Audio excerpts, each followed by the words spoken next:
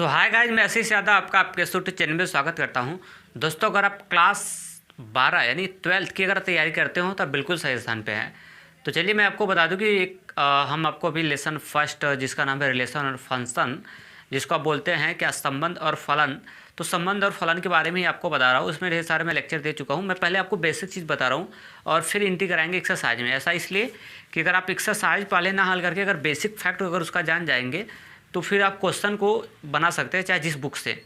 लेकिन आपको रियल उसका फैक्ट ही नहीं पता है ना, तो जैसे आप किसी पर्टिकुलर बुक से एनसीईआरटी से या फिर किसी अदर बुक से लगाते हैं तो आपको उतने सवालिए आएगा, है ना, क्योंकि आपने रियल चीज़ तो जाना नहीं है ना। तो क्यों रट्टा मारा है तो फिर बोर्ड के पेपर में भी वैसे कन्फ्यूजन होकर गड़बड़ा के आ जाओगे। ठीक है, तो पहले मैं बेसिक जो बता रहा हूँ मेरे बेसिक को आप सीखो, फिर उसके बाद देखो मज़ा आने वाला है। तो अभी आज मैं एक्सरसाइज नहीं बताने वाला हूँ, अभी तो बेसिक चीज़ बता रहा हूँ। आज मैं आपको क्या बताने वाला हूँ कि कल मैं आपको बताया था इक्विवेलेंट रिलेशन, जिसको बोलते हैं हम लोग तुल्यता संबंध। तो तुल्यता संबंध पे आधारित मैं आपको एक छोटा सा एग्जाम्पल बताने वाला हूँ। आज ये छोटे से वीडियो में एक एग्जाम्पल आपको देने वाला हूँ और एग्जाम्पल देखिए। और जैसे मैं बता रहा हूँ एक एग्जाम्पल बताऊँगा, लेकिन एक क्वेश्चन मत समझना कि यार एक क्वेश्चन कब से बता रहा है। मैं एक लेट लूँगा, समझाऊँगा, लेट जरूर लूँगा, लेकिन एक क्वेश्चन मत समझ जाना, है ना। इसमें मतलब आपको तरीका मैं सिखा रहा हूँ ना, तो तरीके में एक दो नहीं गिना जाता है। तरीके में एक दो नहीं गिना जाता है कि ये क्वेश्चन है, तरीका सिखा रहा हूँ आपको। तो अगर एक तरीका पता हो जाएगा तो 1000 क्वेश्चन के बराबर हो जाएगा ये, क्योंकि ऐसा क्वेश्चन जितना मिलेगा अनंतों क्वेश्चन आप कर लोगे। ठीक, तो मैं आपको तरीका सिखाने जा रहा हूँ। तो देखिए क्वेश्चन मैं पहले पढ़, तो देखिए मैं क्वेश्चन को लगाता हूँ और उसके बाद इसको भी नोट डाउन करिएगा अपने नोटबुक में, जहाँ तक मैं कराया था ना उसके आगे आप इसको भी नोट डाउन कर लीजिएगा। चलिए मैं पढ़ा दे रहा मैं बोल रहा हूँ क्वेश्चन को। बोल रहा है कि क्वेश्चन यहाँ से बता रहा है कि जांच करिए कि क्या समुच्चय 1 2 3 4 5 6 और उसके बाद में R12 है A, B such that B बराबर है A+1 द्वारा परिभाषित संबंध R स्वतुल्य, सममित या फिर संक्रामक है, आपको पता करना है। तो चलिए हम इसको करते कैसे, देखो जैसे मैं बता रहा हूँ वैसे आपको पेपर में लगाना है, ऐसे ही लगाना है। ये एक क्वेश्चन नहीं बता रहा हूँ, समझ ला कि ढेर सारे क्वेश्चन है। देखिए सॉल्यूशन करते हैं यहाँ से और उसके बाद लिखेंगे क्या है दिया है और उसके बाद क्या डैश क्या दे दिया है। देखिए समुच्चय एक दे दिया है और समुच्चय का नाम डिसाइड नहीं दिया गया। समुच्चय के अंदर जो अवयव हैं उसको बोला है, अवयव 1 2 3 4 5 6 है। तो समुच्चय का नाम नहीं दिया तो अपने से कोई सेट मान लेना, आप अपनी इच्छा से A बराबर में मान लिया और इसके अंदर 1 2 3 4 उसके बाद 5 उसके बाद क्या है 6 है। अब उसके बाद यहाँ से एक रिलेशन दे दिया है, देखिए R और R बराबर A क्या है, यहाँ से बोल रहा है कि जो रिलेशन है वो इस हिसाब से है। R बराबर है A, B such that B बराबर जो है वो A+ क्या है 1 है। B बराबर है A+1 और उसके बाद क्या है कोष्टक आपका हो चुका है, क्या है इससे क्लोज हो चुका है। अब इसमें आपको 3 चीज़ चेक करना है, स्वतुल्य भी चेक करना है, सममित भी चेक करना है और संक्रामक भी चेक करना है। अगर मेरा वीडियो शुरू से देखे होंगे तो स्वतुल्य क्या होता है, सममित क्या होता है, संक्रामक क्या होता है, इसके बारे में पूरी जानकारी दे चुका था। अब इसका चलिए स्वतुल्य चेक करते हैं। अब भाई अब देखिए स्वतुल्य चेक करते हैं। अब स्वतुल्य की कंडीशन क्या होती है, A, बिलोंग्स टू R। स्वतुल्य की कंडीशन क्या होती है, A, बिलोंग्स टू R। अब हम देखेंगे जो हमारा रिलेशन दिया है स्वतुल्य की कंडीशन ये होती है कि A, बिलोंग्स टू R। ये है ना स्वतुल्य की कंडीशन, मतलब इसमें क्या होता है सेम वाले अवयव होना चाहिए। अब यार रिलेशन तो में कुछ ऐसा दिख नहीं रहा है, रिलेशन कुछ तो ऐसा दिख ही नहीं रहा है इसमें, तो ये तो समझ नहीं आ रहा है। अब इसमें सेम ये तो इस हिसाब से दिया है, तो यही है आपको ऐसे मिलने वाला है पेपर में। वैसे जो हम बता रहे थे इसके पहले नंबर वाला, तो नंबर वाले क्वेश्चन आते हैं लेकिन उसकी संभावना कम रहती, ऐसे क्वेश्चन ज़्यादा पूछता है। क्योंकि नंबर वाले में क्या होता है ना कि आसानी से पर्सन समझ जाता है और पहचान लेता है, और इसमें थोड़ा सा ट्रिपिकल हो जाता है। तो अब क्या करेंगे, अब इसमें तो सेम कुछ ऐसा दिख नहीं रहा है यार, फिर कैसे लगाएंगे। तब ऐसे क्वेश्चन को मैं आपको बता रहा हूँ कि कैसे करेंगे। जब ऐसा क्वेश्चन आ जाता है तब उसको मेमोरी से उसको हम लोग अंकों में चेंज करने की पूरी कोशिश करते हैं। अगर हो जाता है तो ठीक है, अगर नहीं आता है तो फिर बताएंगे। ये देखिए यहाँ पे हम लोग क्या कर रहे हैं, इसको ध्यान से देखिएगा। R करके देखिएगा R करके इस रिलेशन को हम अंकों में डाइवर्ट करने जा रहे हैं। R करके रिलेशन यही है, मैं इसको दूसरी भाषा में लिखने जा रहा हूँ। अब कहेंगे दूसरी भाषा में, जी बिल्कुल। दूसरी भाषा में कैसे लिखेंगे, देखिए यहाँ से दूसरी भाषा में किस हिसाब से लिखेंगे। यहाँ बता रहा है कि B बराबर है A+ कितना 1, यानी B का मान जो है A है, यहाँ पे B है, ये पहला अवयव है, दूसर का है, पहले सेट का होता है, दूसर के सेट का होता है। तो इसके अकॉर्डिंग ये रिलेशन दिया है, यहाँ से देखिए ये मेन है, यही रिलेशन है, बता रहा ना कि ए कामा बी, और ए कामा बी कैसे हैं, बी का वैल्यू जो है ए से एक अधिक है। तो क्यों ना हम लोग यहाँ से क्या कर लेते हैं, इस रिलेशन को, इसकी भसवा को ना, इस भसवा को हम लोग दूसरे भाषा में डाइवर्ट कर देते हैं। देखो कैसे मैं डाइवर्ट कर रहा हूँ, यानी ए का वैल्यू कहाँ से रखेंगे, ए पहले सेट का होता है, तो ए के पहले सेट में से इसमें ए का मान एक बार डालो कितना 1, फिर ए का मान 2 रखो, फिर 3 रखो, फिर 4 5 6 इस तरह से रखो, बी का मान निकलता जाएगा और तुम सेट तैयार करते जाना, आसान हो जाएगा। तो देखिए ए का मान हमने डाला कितना, ए का मान डाला 1, ए का मान कितना रखा 1 कामा, तो बी का मान कितना निकलेगा 1 रखने पे 1 1 2, तो यानी एक हमको बन गया इस तरह से। बताओ इसको ढूंढना आसान है कि नहीं। अरे भाई साहब लोग, इसके पहले तो इसी टाइप का बताया था आपको कि अगर ऐसा रिलेशन दिया रहेगा तब तो उसको पहचानना आसान हो जाता है, स्वतुल को समित संक्रामक। तो बस उसी तरह इसको डाइवर्ट कर देते हैं। चलो आगे, अब यहाँ से बी, अब ए का वैल्यू इसमें डालो, ए का वैल्यू जब डालेंगे कितना 2, ए का वैल्यू कितना रखेंगे 2, इसी में से रख रहा हूँ, तो ये 2 और 1 3, यानी बी की वैल्यू आ जाएगी कितना 3। अब आगे निकलो, अब ए का वैल्यू यही उठा कर डालो 3, जब ए का वैल्यू 3 डालेंगे तो बी का वैल्यू 3 एक जोड़ के हो जाएगा 4, बी का मान 4 आ जाएगा। ये रिलेशन बन रहा है, इसी को हम लोग डाइवर्ट कर दे रहे हैं इस भाषा में, समझा। रिलेशन जो दिया है वो इस हिसाब से दिया है। अब उसके बाद फिर ए का वैल्यू डालो, इसमें से क्या 4 डालेंगे तो बी का मान निकल जाएगा कितना 4 और +1, बी का मान निकल जाएगा 5। फिर ए का वैल्यू इसको हटा देता हूँ यहाँ से, फिर ए का वैल्यू डालेंगे 5, तो जब 5 डालेंगे तो बी का वैल्यू निकल जाएगा 6, फिर कामा लगाते लगाते लिखते हैं, फिर बी का वैल्यू डालिए कितना 6, सॉरी ए का वैल्यू, तो बी का मान आ जाएगा कितना आपका, जब ए का वैल्यू डालेंगे 6 तो बी का वैल्यू कितना निकल जाएगा 7। ये बस, अब उसके आगे तो कोई नंबर है नहीं, बस। तो ये इस हिसाब से हमने क्या कर दिया, इसको डाइवर्ट कर लिया, इसमें ढाल दिया। अब यहाँ से आपको, अब इसको ना देख के अब इसको देखिए, अब यहाँ से पहचानना आसान हो गया। अब चलते हैं चेक करने, जैसे मैं बता रहा हूँ ना, जिस तरीके से ऐसे ही लगाना है। मैं आपको बताया एक सवाल नहीं है, 70 सवाल है इसमें, ठीक है। एक सवाल मत समझना, 70 सवाल है, ठीक है। अब देखो कैसे लगाएंगे, बोर्ड के पेपर में ऐसे लगाना है, ठीक। सॉल्यूशन किया, दिया है, लिख लिया। अब चेक करते हैं, हमको तीनों चेक करना है। पहला, अब ऐसे लिखेंगे, पहला चेक करेंगे और उसके बाद यहाँ पे लिखेंगे स्वतुल्य, और स्वतुल्य को क्या बोलते हैं इंग्लिश में, रिफ्लेक्सिव बोलते हैं। तो पहला स्वतुल्य, तो ऐसे लगाना है पेपर में जैसे मैं बता रहा हूँ, है ना, जैसे मैं बता रहा हूँ वैसे लगाना। स्वतुल्य चेक करना है तो इसके लिए, तो स्वतुल्य अगर आपको चेक करना है तो इसके,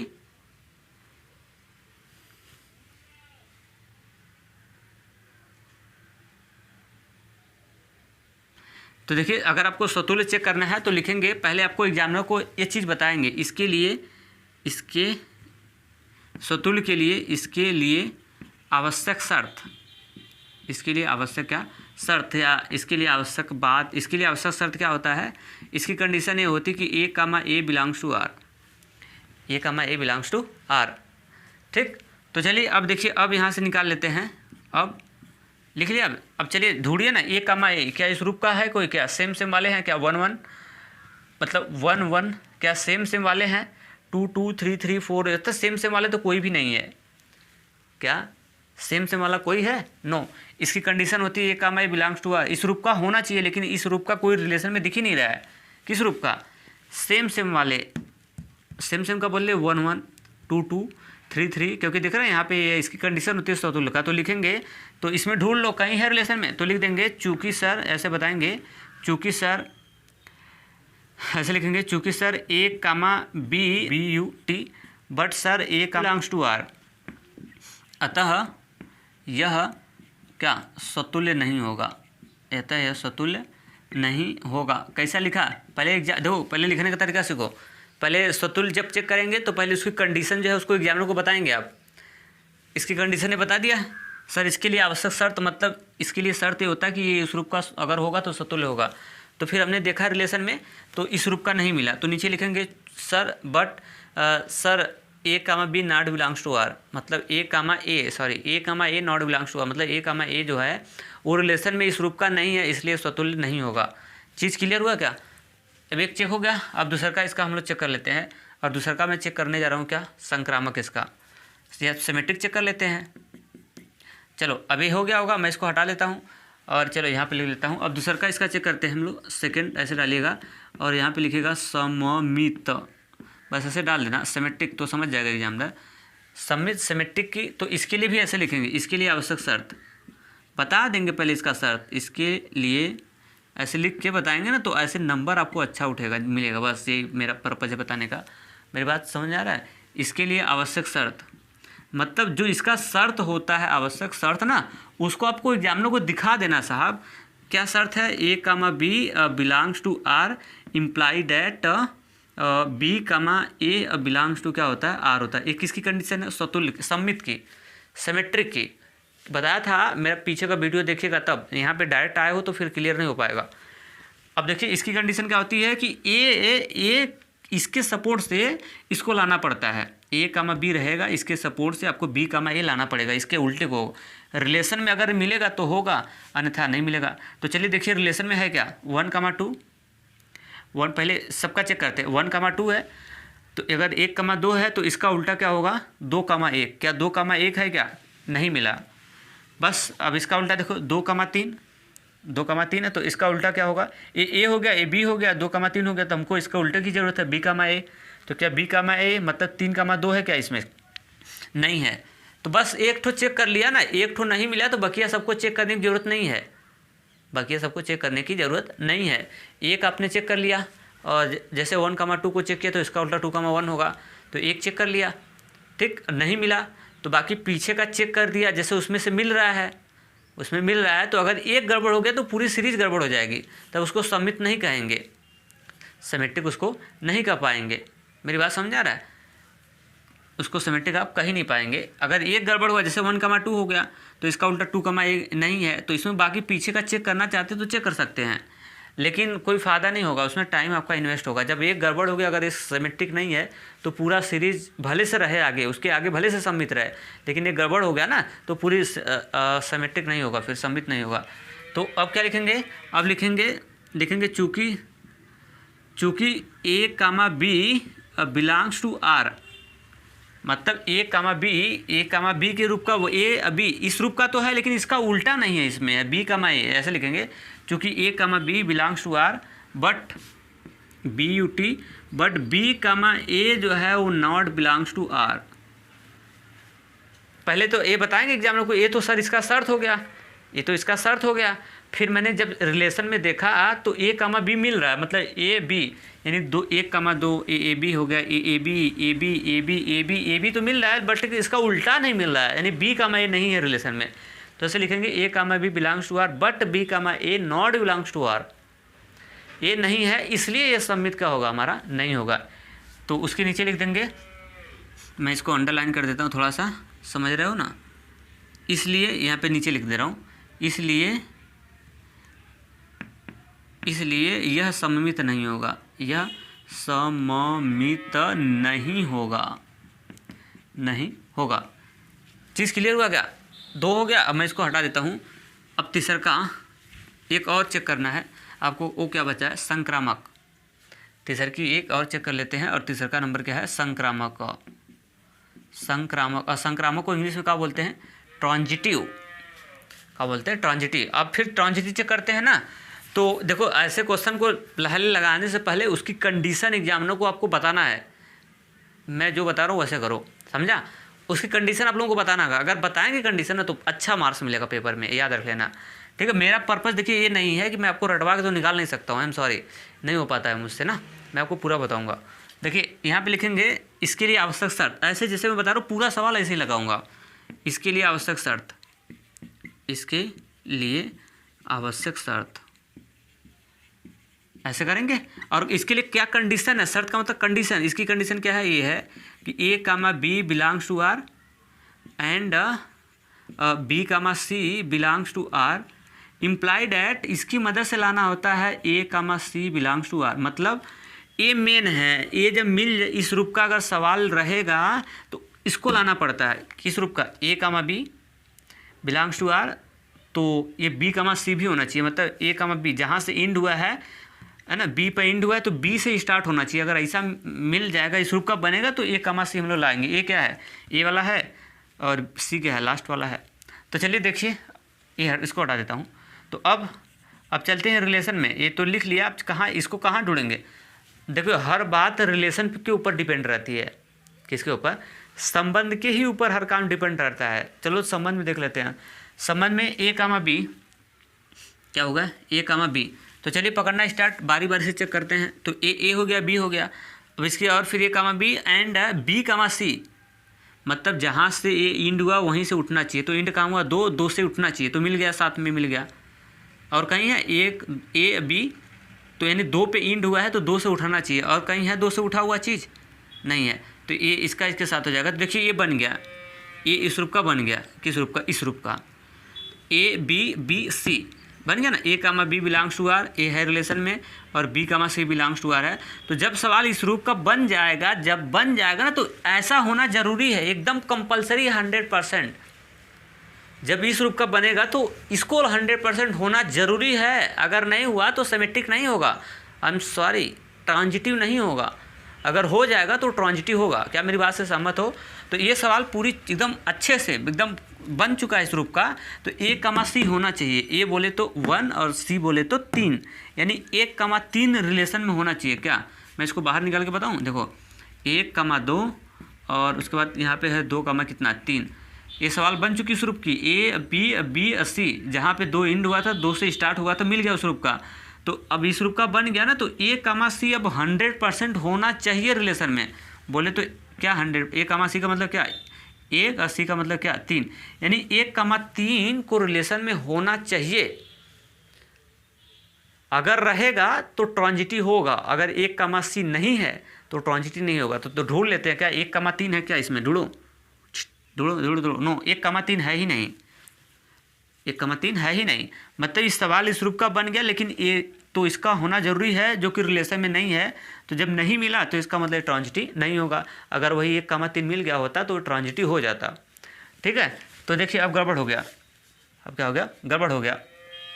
उसी तरह सबको चेक करते पारी का पारा। और वैसे आप जान जाइएगा, मैं आपको बता रहा हूँ, बोर्ड के पेपर में जब बैठिएगा ना, तो अगर एक चेक किया और नहीं मिला वैसा, तो बच्चे पीछे का चेक करने की कोई आवश्यकता ही नहीं है। चेक कर सकते हैं, अब चेक करेंगे तो थोड़ा जानते हैं ना, बोर्ड के पेपर में सबका समय खराब होगा। एक गड़बड़ हुआ तो बच्चा पीछे का सब रहे चाहे ना रहे। अगर एक गड़बड़ हो गया कि ट्रांजिटिव नहीं है तो पूरा ट्रांजिटिव रहेगा, पीछे का भले से रहे। अगर एक गड़बड़ हुआ तो पूरी सीरीज गड़बड़ हो जाएगी। देखिए यहाँ से आगे का इस तरह से चेक कर लेते हैं हम लोग। देखिए अब आगे चेक करो तो 2,3 पे इंड हुआ है, तो ए हो गया, ए बी हो गया। तो देखो इस रूप का बना, ए बी हो गया, तो आपको बी सी पकड़ना होगा। जहाँ पे इंड होता है वहीं से स्टार्ट वाला आपको लेना होगा, वहीं से स्टार्ट होना चाहिए। 3 पे इंड हुआ तो 3 से स्टार्ट होना चाहिए। तो 3 से कहाँ स्टार्ट हो रहा है? इससे 6 से स्टार्ट, 5 से स्टार्ट, 4 से स्टार्ट, 3 से स्टार्ट है। पास में तो है, मैं देख नहीं रहा हूँ क्या। चलो तो ए बन गया, ए बी सी बन गया उस रूप का, इस रूप का बन गया। जब सवाल इस रूप का बनेगा, इस रूप का ना, तो इसका होना एकदम 100% जरूरी है। तो यानी अब होगा ए हो गया, बी हो गया, बी हो गया, सी हो गया। तो किसका होना जरूरी है? ए कामा सी का, मतलब 2,4 होना चाहिए रिलेशन में। ढूंढो क्या 2,4 रिलेशन में नहीं है? तो बस अगर 2,4 हो जाता तो ट्रांजिटिव हो जाता। तो लिख देंगे कि ये सवाल इस रूप का तो बन गई है, लेकिन A,C नहीं है, इसलिए ट्रांजिटिव नहीं होगा। इसी तरह आप सबको आगे चेक कर सकते हैं। आगे जैसे चेक करेंगे, अगर इसको चेक करेंगे तो 3,4, तो 4 पे इंड हुआ है तो 4 से स्टार्ट वाला खोजेंगे, तो यहाँ पे मिल गया। तो यानी ए बी सी, तो यानी अब A,C होना चाहिए, मतलब 3,5 होना चाहिए। तो 3,5 रिलेशन में है ही नहीं। क्या है, क्या रिलेशन में? जी बिल्कुल नहीं है 3,5 ना। तो इसके वजह से इस ये बन जा रहा है, लेकिन ये नहीं है रिलेशन में, तो इसलिए ट्रांजिटिव नहीं होगा। तब एग्जामिनर को इस पहले लिखेंगे कैसे?